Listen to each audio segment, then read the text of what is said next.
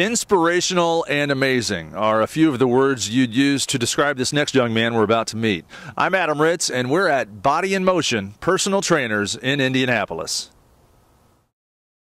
This is Derek Zike, a promising young hockey star from Fishers. Derek was playing professional hockey as a 16-year-old for the Chicago Fury, and in January '09, just a few days before his 17th birthday, he had an accident during a game in Ann Arbor, crashed headfirst into the boards, which left him paralyzed.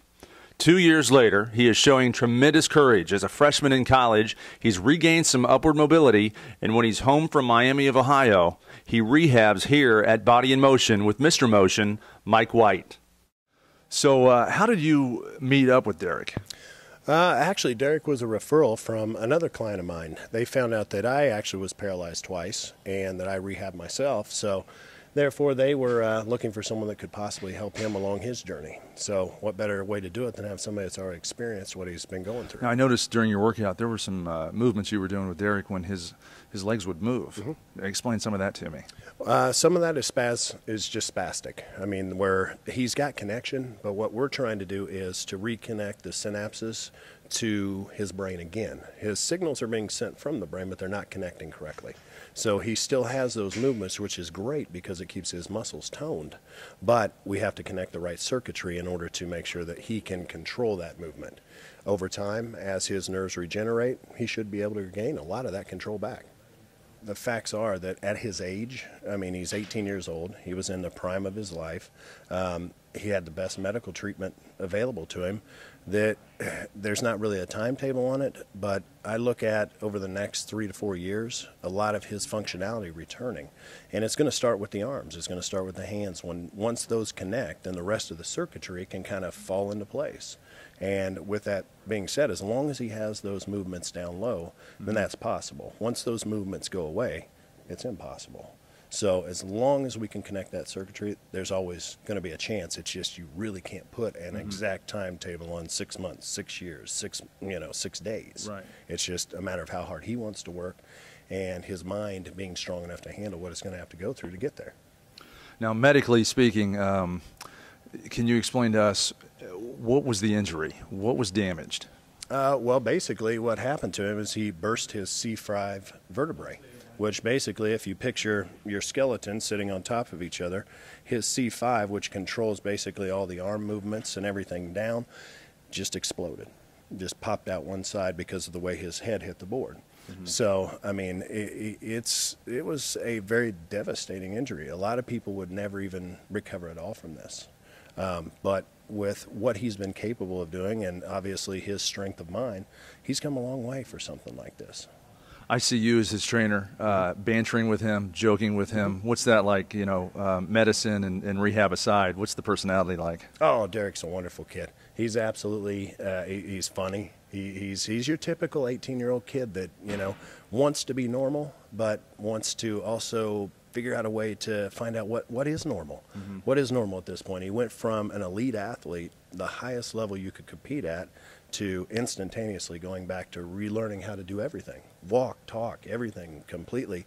But he still has that indomitable spirit, that happiness, that will to overcome that says, I will do this. Not, well, maybe. It's just this is going to happen, period. He won't accept anything else. And you can't ask, most kids his age don't have that kind of spirit. Mm-hmm. So, with everything he's going through with the positive attitudes and the things that he wants to do with his life in college and, he still wants to coach hockey. That's incredible. That's absolutely incredible to see somebody with that kind of determination with this much adversity. Mm-hmm. You can't touch his spirit. You just can't. So now you're a student at the University of Miami in Oxford, Ohio. How's that going for you? It's going great. I just finished my first semester. Oh, really? Yeah. Wow. Well, congratulations. And you're part of the hockey team. I've been working with them a little bit, a little volunteer basis. What do you? How do you volunteer with the team?